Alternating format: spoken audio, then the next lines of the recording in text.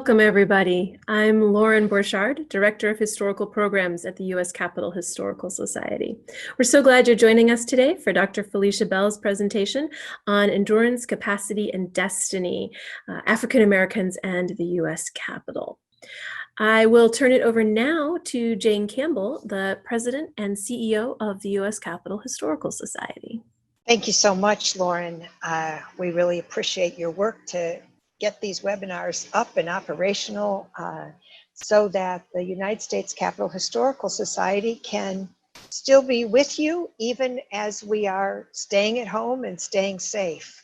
I want to remind everybody that these seminars are made available by the generous contributions of our members. Thank you so much for those of you who are members, and those of you who are not.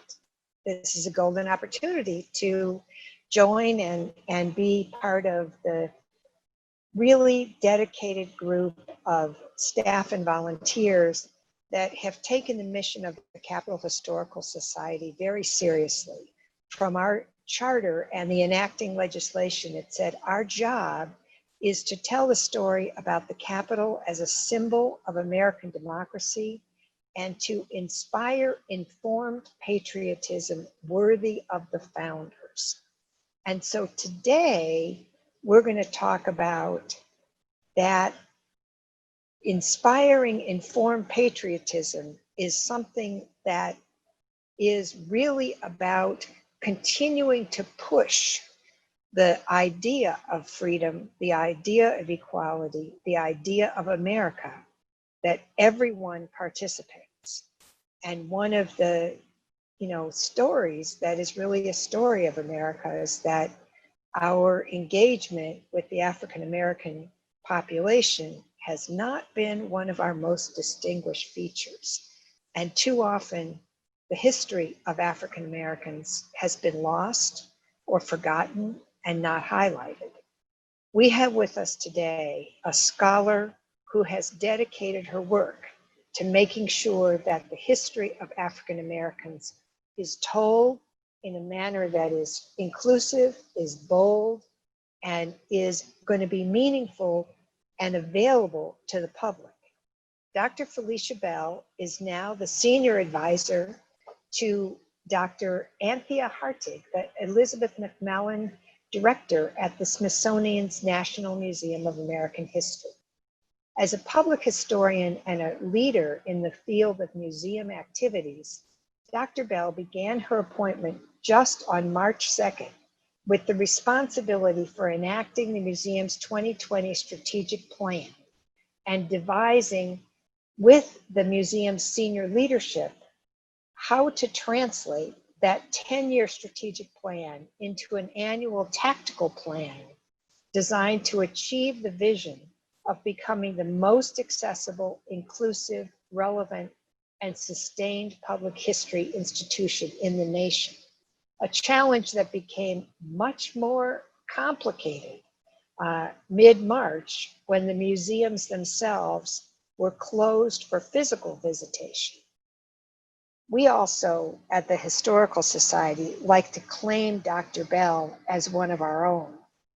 She worked with us on our staff while she was earning her PhD at Howard University and has made extraordinary contributions to the society and to the work of understanding the role of African Americans in the Capitol and in the Congress. That being said, Dr. Bell, I will introduce you to our audience. Hi, good afternoon, and hello, Jane. Thank you so much for that lovely introduction. I appreciate that, and thank you to the U.S. Capitol Historical Society for inviting me back for this presentation today. I'm so happy to be a part of the series. So I wanted to share with you all my presentation. So let's see if I can get that up for you really quickly here. So my presentation is called Endurance, Capacity, and Destiny, African Americans and the U.S. Capitol.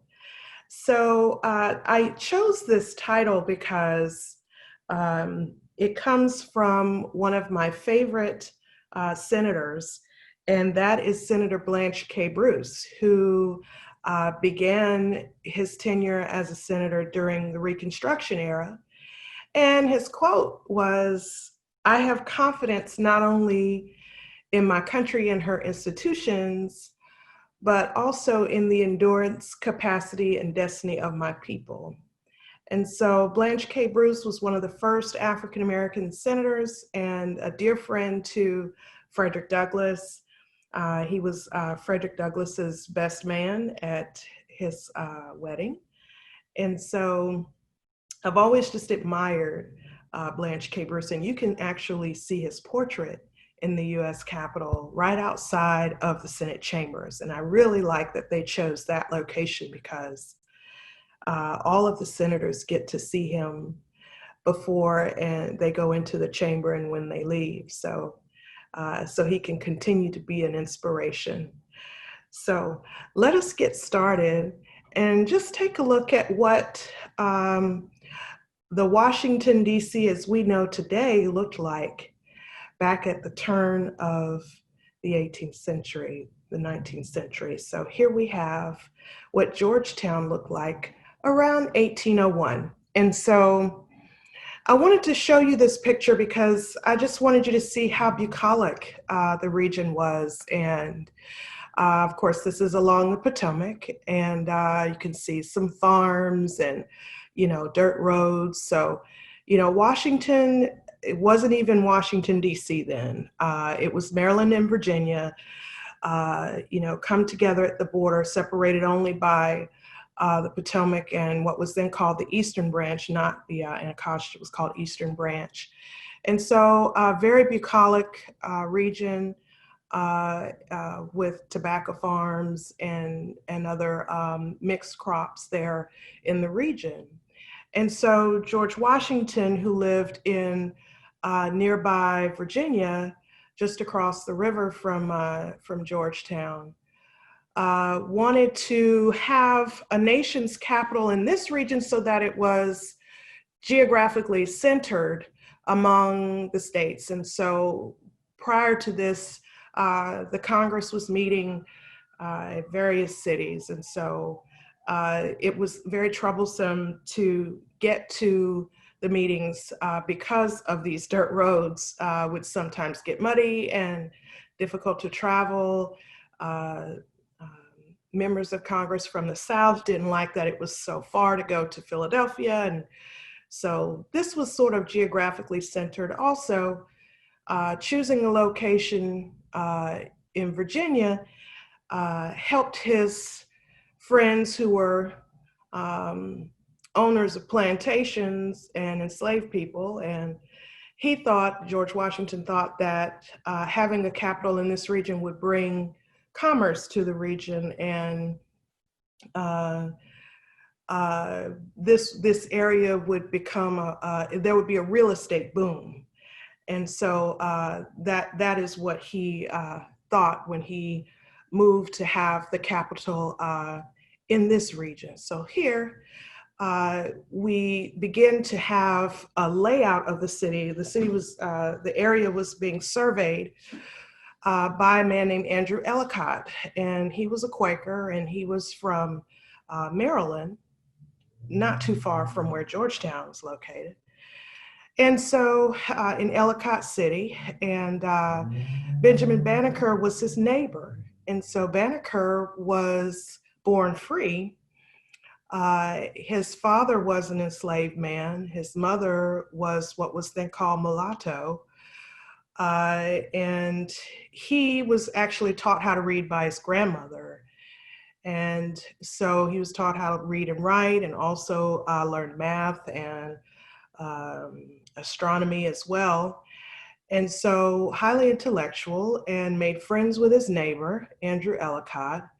And after selling off pieces of his land and his tobacco farm, and he wanted to sort of take up something he could do in his later years, in his retirement. And so he followed Ellicott and learn how to use those instruments from his astrology studies to keep Ellicott's surveying instruments correctly calibrated. And so in doing so, he assisted Ellicott with laying out the borders of the District of Columbia, what would become the District of Columbia. And so this will give you an idea of, this is the L'Enfant plan, will give you an idea of what the city looked like back then, and just kind of a layout of the area and the borders. And so I don't know if you can see my pointer here, my mouse, but there's the Capitol building there, and the White House, the Potomac, the Eastern Branch, and the Tiber Creek.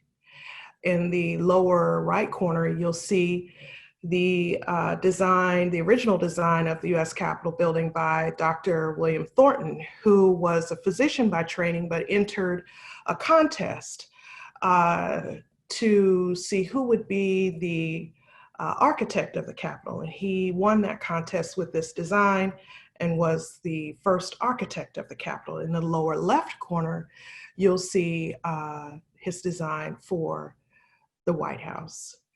So Dr. Thornton, he, after winning the contest, decided that, he had to figure out, how are we going to build this Capitol? We're going to need a massive amount of labor.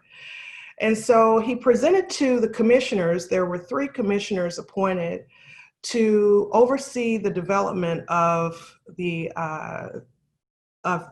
District of Columbia, the capital city.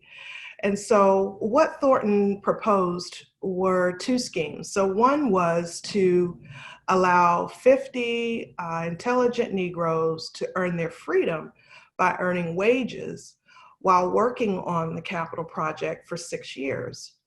So the other scheme was just to purchase enslaved people outright, train them as stone cutters, and then free them after 6 years of work. So what you have to remember is that here in the United States, there were no formally trained architects and very few formally trained craftsmen who could work with stone. And so what ended up happening is those stone cutters and others were recruited from Europe and brought here to help construct the Capitol. And so what Congress and the commissioners decided to do was to go ahead and use a system of recruiting labor that they were used to as owners of enslaved people, and that was to hire out enslaved labor. And so this system of hiring out, how it worked was, if you were in need of labor, say you had to get your crop in for harvest, so you could hire enslaved labor from a nearby owner of enslaved people for a period of time. And then while they're in your care, you're responsible for feeding them, clothing them, and sheltering them. And then at the end of that hiring, you return them back to the owner. So the same system was used to recruit labor for the Capitol. So the commissioners placed advertisements in local newspapers and through word of mouth as well. And so then local owners of enslaved people would send their enslaved people to the capital city to work on the Capitol. And then the commissioners paid $5 per month per enslaved person for that labor. Sometimes, and that money would go directly to the owner, but in some cases, enslaved people received that payment directly. That was actually common practice in other southern cities, such as Charleston, where if you were an enslaved person, you could hire yourself out and work for someone and get money directly paid to you, or that money was given to the enslaved person to return to the owner. But in the process, sometimes enslaved people kept that money for themselves. So then the owner didn't get paid, And then the owner would put advertisements in newspapers saying, if you see this person, they owe me money and I will prosecute them and all of this. So there was a lot of that going on. And so what Charleston did was they created these slave badges so that enslaved people could be identified. And then it had their skill also on the badge. So they wore these as they walked around the city and worked. So in any way, back at the Capitol, so this system was put in place of hiring out. It was a system that everyone kind of used at that time in this region. And so that is how labor was recruited for the Capitol. And so enslaved people did things like they dug ditches, they did masonry work, they built they made bricks. They also worked down at Aquia Creek in Stafford County, Virginia, where they quarried stone, which was very difficult labor. And so it would be cold and damp, or it could be in the summer, in the hot months. And so they would be out in literally these huge stone quarries in spaces just big enough for their body, about 18 to 20 inches wide. And they would have to coax that stone from the earth. And so that was very hard labor, especially in the colder months where water seeps down into the stone and freezes. And then it's difficult to access that stone. And so, you know, while they were working, they also imbibed in alcohol, and we'll get to that in a second. So here, this is just to show you an example of an owner, and this particular owner is located in St. Mary's County, excuse me. And so this is from July of 1798.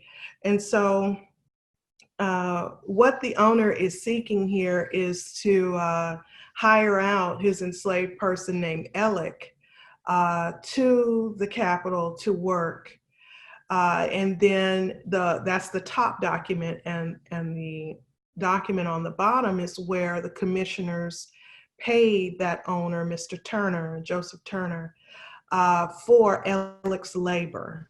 So in the National Archives, there are so many, dozens of these documents, receipts and transaction documents where owners are appealing to the commissioners to hire out their enslaved labor.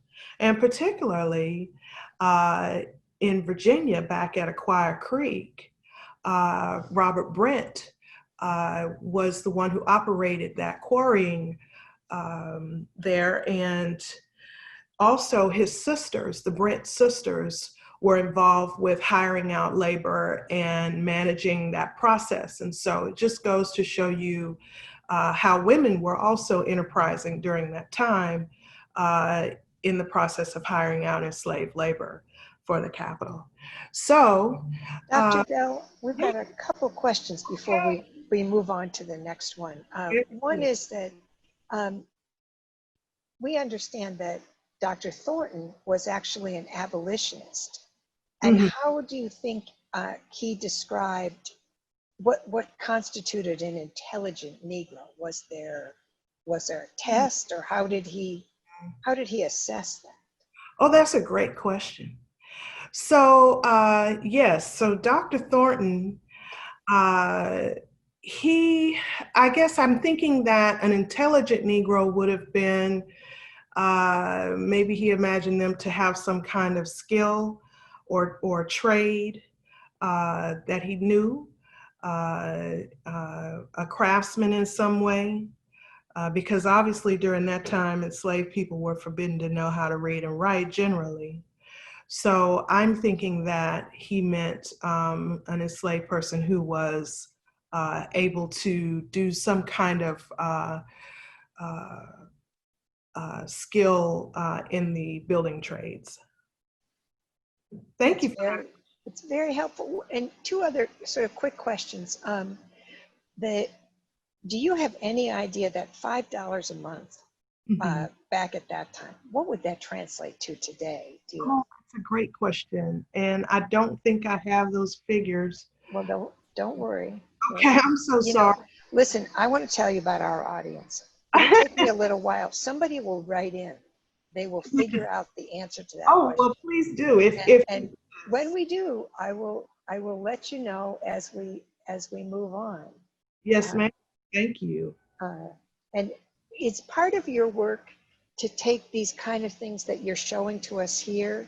Are they available at the Smithsonian, or when we get to go back to the Smithsonian, will we be able to see these kind of documents? Well, one thing you can do is go right to the Capitol. In the Capitol Visitor Center, there is a historical marker there, a plaque dedicated to the labor of these enslaved men who contributed to the construction of the Capitol. And so the other thing I meant to say is that, in the process of selecting the region along the Potomac, between Maryland and Virginia ceded their land for this to create the district. So all of this is in Article 1, Section 8 of the Constitution, the Residence Act. And so they had to build this Capitol by 1800. So they had about 10 years to get some space, building space, completed for Congress to be housed. And so when you go into the U.S. Capitol, there in the Visitor Center or somewhere in the Capitol, there is a marker that designates and memorializes the work of these men. And also, I believe their story is told in part of the exhibit that is there in the Visitor Center as well. That's great. And we told you people would answer the question. $5 then is worth $136.38 in 2020 dollars. Well, there you go. That sounds about right. Thank you, Tashiniana Wells. Thank you so much. Did that calculation. Now you can include it in your next conversation. Yes, I can. Thank you so much. Let us return. Thank you very much. So I just wanted to talk a little about, just to kind of give you some eyewitness accounts as to what was happening at the Capitol during the construction. You can imagine the site is just bursting with energy, a lot of people moving about and working. And so here is a quote from Peter Charles L'Enfant, as you know, who is responsible for designing the layout of the District of Columbia. So he says, "But without waiting, let the hands," meaning enslaved people, "do the most they can.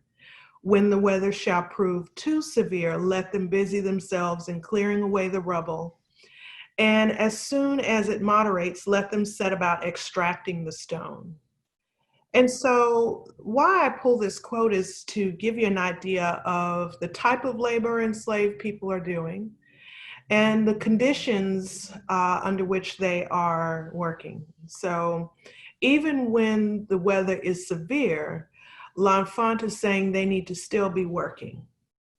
And so when the weather moderates, they are to extract stone. And I've already told you how difficult that labor was.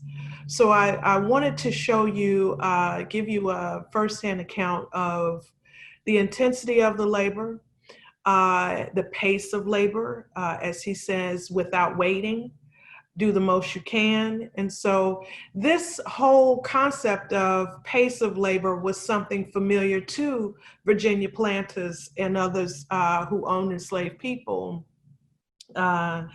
Washington included, who wanted labor to continue at a very fast pace.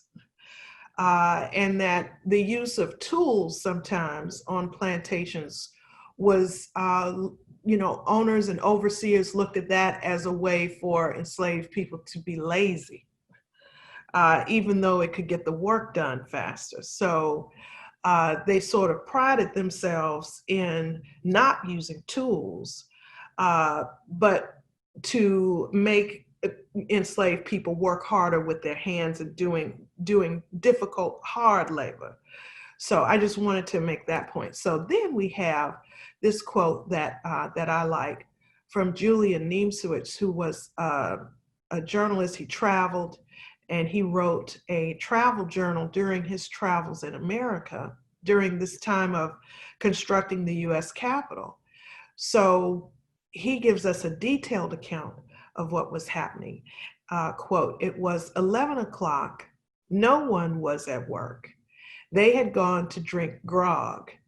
This is what they do twice a day, as well as dinner and breakfast. All that makes 4 or 5 hours of relaxation. The Negroes alone work.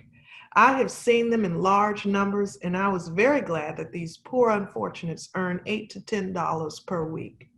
My joy was not long-lived.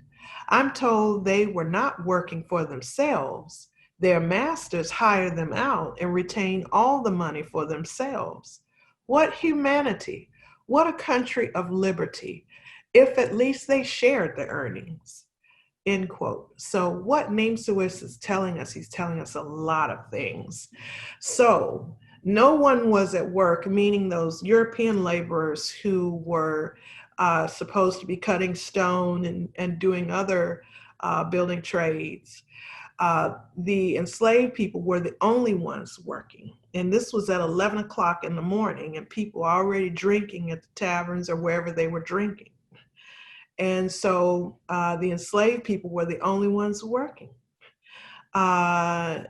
While everybody else is gone for 4 or 5 hours, they're in large numbers, and we think there were somewhere around 500 or so enslaved people working during this time, and that he also verifies that they were hired out. So I just wanted to share those two accounts with you so you can see firsthand of what was happening at the Capitol. So here I want to show you, we talked about Aquia Creek and enslaved people coaxing that stone from the earth. And here is a receipt where whiskey was purchased for the laborers getting timbers for the Capitol.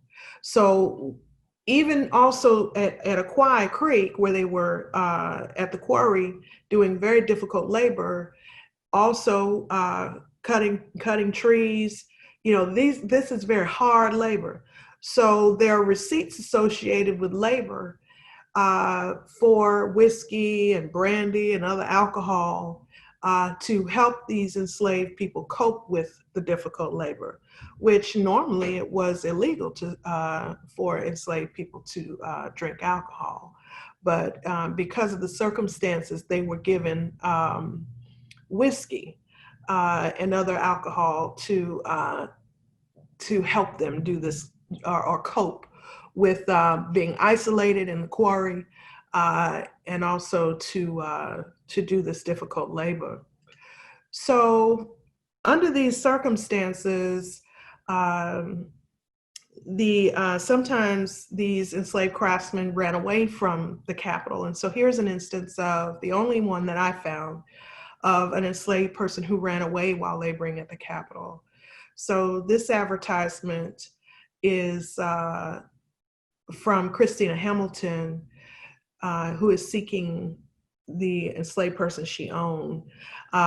It reads, "Ran away from the subscriber on Sunday, the 28th ultimo, a Negro man named Daniel, who calls himself Daniel Brown. Calling yourself your own, naming yourself is the first act, one of the first acts of freedom enslaved people did. He is 23 years of age, about 5 feet 9 inches high, very black, shows a pleasant countenance when spoken to, and has ears rather larger than common, which stand off from the head. He has a wide mouth and shows his teeth very much when he talks or laughs. Speaks rather quick and as if his mouth was full. He was purchased about a year ago from Mr. Kirby of Prince George's County, Maryland, and has been employed of late as a laborer at the Capitol. When he absconded, he had on a black cloth coat and light corded pantaloons. The above reward and reasonable expenses will be paid for him if taken and secured out of the District of Columbia and Prince George's County, or $10 if taken within the limits of the latter and delivered to me, Christina Hamilton.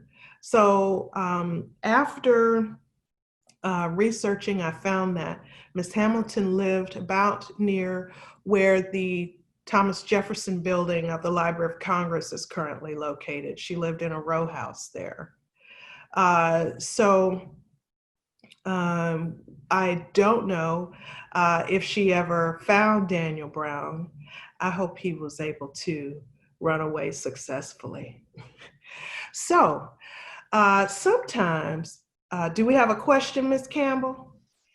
Yes, we do have a couple questions. People were wondering, do you have any idea how old were the enslaved people who were working at the Capitol?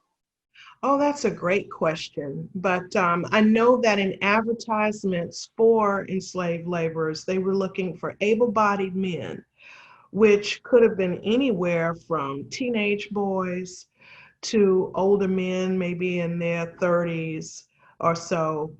But you also have to keep in mind that sometimes, that enslaved men who were, in their late teens, early 20s were the largest group to actually run away. So, perhaps, being hired out to the Capitol would have been an opportunity for them to, get away from their plantations and then, like Daniel Brown did, run away. So, Well, and yeah, to follow that about theory, right. a couple questions were like, where did the enslaved people live and how far was the quarry from the Capitol? So Yes. how did, what kind of distances were engaged here? Very good question. Very good question. So one of the receipts I showed you, Mr. Turner, St. Mary's County in Maryland, that is about, how far is that from the District of Columbia? Maybe about an hour or so driving. So, they're all walking from long distances in some cases. And then the quarry is located in Stafford County, Virginia. So let's see, driving, that would take you about maybe 45 minutes. It's probably about 40 miles, I'm guessing, from DC, maybe 30 miles. So it's, a pretty far distance to be walking. Pretty good long walk. And were there women who were enslaved amongst the folks who were involved in the Capitol? Good question. So if there were, not that I found, but if they were, I did actually find a document of a physician who was treating enslaved people at the Capitol, and he mentioned nurses and or not formally nurses, but women who were tending to patients with him, and they signed their name with X's. So I couldn't verify that they were African American, but that I cannot say for sure if there were women working during this time. Well, this is fascinating. Thank you so much. And so we're going to move on along and try to get through this before we run out of time. But here's a document related to fatal accidents at the Capitol. So I told you about hazardous labor. So here is an instance where a free Black man, which there were free Black people working on the Capitol and who lived in this area of the district, who was crushed to death. So there was a block of stone that fell on him, and unfortunately he lost his life in this incident. So I want to move along and show you, this is the, finally in 1800, when we have the building completed, And this was the Capitol. This would have been that part of the Capitol on the Senate side of the Capitol. And it would have been that first section before the extension. So in this building was housed the Congress and the Library of Congress and the Supreme Court. Everybody was in this one building on Capitol Hill until the other buildings could be completed. And so you'll see there's still some labor happening in front of the building here. Some folks who are cutting some stone. So this is where Capitol was housed. Thanks to the labor of enslaved people, largely, the goal of having the building completed as set forth in Article 1, Section 8 in the Residence Act, the building was completed. So I think there was a presentation before mine where my colleague Steve Livengood talked to you all about Clark Mills and his foundry, and Philip Reed, who was owned by Clark Mills and was trained in casting bronze. And so Mills was had this foundry locally and was a sculptor, and he was responsible for casting the Statue of Freedom, which is at the top of the Capitol Dome. So this is an image of his foundry. It was Brick Foundry located in Bladensburg, Maryland, just outside the District of Columbia. And he owned several enslaved people. One of them was Philip Reed. And Reed was responsible, along with a couple of other enslaved people, for keeping the fires going in the kiln and in the foundry, and casting the bronze onto the statue, which was also a laborious task. It was very hot in a foundry. These men this was way before days of wearing protective gear. So you can imagine, you see this cupola here at the top of the building, so to allow that heat to escape, but not a place you'd want to work in, especially in the summer months. So here is a document related to Philip Reed's labor, where he was paid $41.25 for keeping the fire under the molds at Clark Mills Foundry. And then you see at the bottom right is Philip Reed's mark with an X. So this is evidence of enslaved labor at the Capitol. This is the Statue of Freedom that's located at the top of the Capitol building. And then finally, after freedom came, with, of course, the 13th Amendment, Emancipation Proclamation. So then we get into the Reconstruction Era and the first Congresses where African Americans are serving as representatives and senators. So this is the 41st and 42nd Congress, featuring the first African American members of Congress. So here, these men are on record in the congressional record, fighting for the freedoms of newly freed enslaved people. And they're working during a time when there is racial terror and violence in the South against African Americans for trying to vote and live freely. And so even in these early days and not long after, you have this fight for legislation to benefit African Americans, particularly anti-lynching bills. And so one of my favorite members of Congress during this time is Robert Smalls. And so he was from South Carolina, from Beaufort, South Carolina.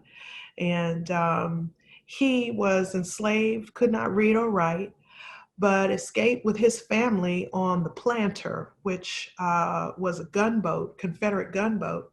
And there it is, you see in the Harper's Weekly, where he disguised himself and made it across the river there in South Carolina and ended up into Union troops and became free, and then later became a member of Congress. And so it's such a fascinating story.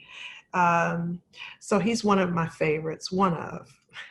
So today we still have African Americans contributing to the history of the Capitol and Congress. So these are a few members of Congress who actually worked to get anti-lynching bill passed. And so this work is definitely still relevant today with the recent murder of Ahmaud Arbery, which some scholars are calling a lynching, which happened in Glenn County, Georgia, in February. It's not far from where I'm from in Liberty County, Georgia, just a couple of counties south of where I'm from. So their work is still relevant today, and we thank them for their service. So I'm going to end there. And if there are any other questions, Jane, do we have any other questions from the audience? Our audience has several questions. Oh. When you talked about the emergence of African Americans as members of Congress, Yes. did they get the kind of respect from their white peers that members of Congress ought to give to one another? No, they didn't. And unfortunately, that lasted for a long time. And there was segregation even in the Capitol. And so, Washington was very much a Southern city. And so, dealing with the loneliness of being an African American member and not having any friends among your peers, your colleagues, other than any other African American members. So that was an issue, and just you're right, not being treated fairly, not being welcomed in the same rooms and in the same meetings, and so it was definitely, or other members not wanting to sit next to them, So these were definitely issues they contended with during this time. You talked about lynching and the challenge of really trying to provide some physical safety for African Americans generally. Were there any instances of overt physical punishment, enslaved people being beaten while they were working on the Capitol? Some of the stories that we've heard about how enslaved people were treated on the plantation, did we see that as they built the Capitol? Well, thank you for that question. Not that I found in my research where enslaved people were punished in any way while they were laboring at the Capitol. But I think it's important to keep in mind that in and around the District of Columbia were slave jails where enslaved people were kept while their owners went away, or where they were kept before they went to auction. Nearby, just across the river in Alexandria, was Franklin and Armsfield, one of the largest and most successful slave trading companies. So we have to keep in mind in putting things in context. So the District of Columbia grew to be a place where a lot of free Black people lived. So a lot of enslaved people escaped to the District of Columbia and blended in, or found their family and loved ones, or, so this was, you have to kind of put it in context. Baltimore had one of the highest populations of free people, free Blacks. So you have a sort of a mixture of enslaved people and free Blacks living in this region at the same time. To take that, do you know the story about Philip Reed after he gained his freedom, and how long did it take to actually build the Capitol, and what did he do next? So it took Gosh, several years. And it's interesting because the Capitol, to me, the Capitol is still just such a living building.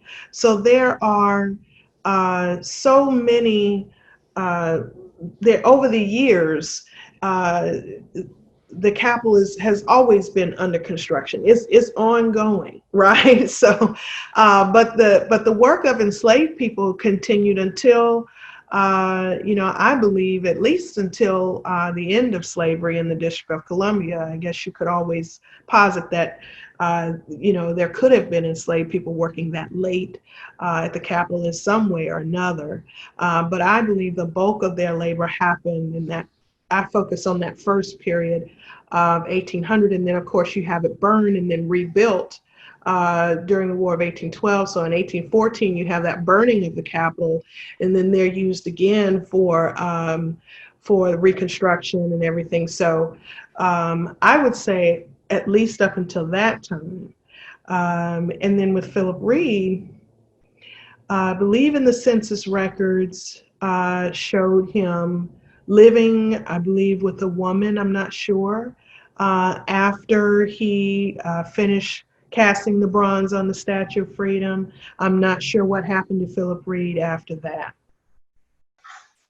Do we know if he was in DC for the dedication, when the statue was put on top and the Oh, question. I'm not sure of that as either, because that would have happened, I believe that happened after DC's Emancipation Act. So I'm not sure if he would have been in DC at that time to see that happen. Dr. Bell, what was the most surprising thing that you learned from this research? The most surprising. I don't know if I can say I was surprised much by everything that was happening, because, the commissioners were, familiar with slavery and that system of labor. A lot of some of these members of Congress were owners of enslaved people. So they were doing what was familiar to them. And a labor system that worked for their timetable for completing construction of the Capitol. So I can't say that I found anything surprising to me. I get asked that question a lot. Well, that's, I'll tell you, one of the questions our folks have is, do you know any of the enslaved people who learned skills working for the Capitol, were they able to get other jobs in stone cutting or masonry? And were there any indications of them earning recognition or rewards? Are there any such records of things? No, I didn't come across any recognition, any where they earned any recognition or rewards for their labor. But if enslaved people generally, if they obtained a skill during slavery, they use that skill in freedom as well to earn a living. So, and then, we also have to keep in mind that, enslaved people didn't come here to this country with no skills. Africa was very developed, and so so Africans were skilled in metallurgy and in craftsmanship. There were cities that had been built for hundreds of years before they were captured and enslaved and brought here to the colonies. So but in some cases, they did learn skills during enslavement here in the U.S. and then use them to their advantage after freedom.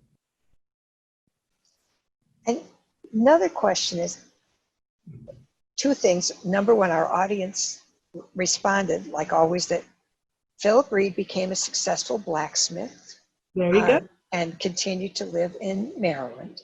So now we know the rest of the story about him, at least according to our audience. And someone asked a question about, they didn't really know the story about all these African Americans in Congress and in the Senate. And, Right. you know, from places that right now we don't think of as the place where the African American leadership would rise to be elected to Congress. So how did that happen? Who voted for them? How did they get selected? How did Mississippi have 2 Black senators? Well, you know, in the 2 minutes we have, I don't know if I have enough time to explain Reconstruction, but after the Civil War was the Reconstruction period, and so you know, it was a time when, you know, African Americans, you had the 15th Amendment passed, and so African American men could vote, and so they were elected to Congress. You know, if you recall, Jefferson Davis was a senator from Mississippi, and when Mississippi seceded from the Union, he left the Senate, and so that left his seat empty. And then during Reconstruction, who was the senator from Mississippi? I can't remember at this moment. So you have, you know, these senators who are coming back or, you know, beginning to take seats, and not only in the Senate and in Congress, but also on the state level in state legislatures. So there's this time when African Americans are using their political strong arm and getting folks voted into these positions. And then ultimately, unfortunately, that ends with Lincoln gets assassinated, and Andrew Johnson is vice president.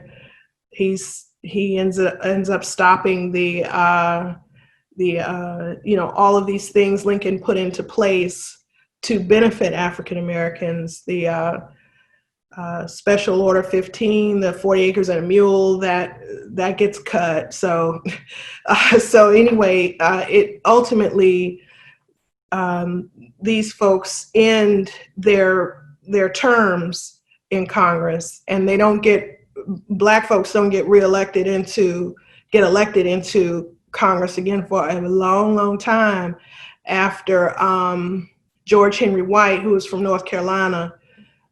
So not until you get Oscar DePriest from Illinois do you get an African-American member of Congress again, and that's into the 1900s. So. Well, I tell you, Dr. Bell, it's clear that we have another seminar, another scholar series yet to have.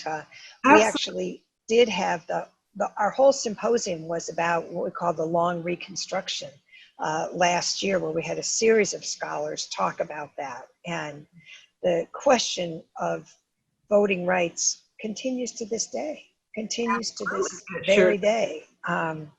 And my Congresswoman, Marcia Fudge from Cleveland, Ohio, is leading the section working on voting rights in Congress even today. So what we have, every time we have one of these seminars, we find that there's more to learn and there's more opportunities. We are so grateful that you spent your time with us. We also want to invite people who want to know more about Dr. Bell's work. You can look at a piece of what she did when she was working for the Historical Society. There is on our website, From Freedom Shadow, which is the outline of a traveling exhibit that you put together in 2006, I believe it was, telling the story of African Americans building the Capitol and serving in the Capitol up through the creation of the Congressional Black Caucus. So lots has happened since 2006, but that information is there on our website and you can see that. We certainly invite anyone who has additional questions. As we close this day out, there's a little bit of time to type in your questions, and we try to include those in our ongoing activities. We wish you, Dr. Bell, all the success working with the Smithsonian. The Historical Society considers the Smithsonian an extraordinary partner in the work of telling the history. And we do want to remind people to take this opportunity to join the Capitol Historical Society. Thank you very much. Thank you so much. Thank you so much for being a partner, and thank you so much for being so supportive. So I appreciate that.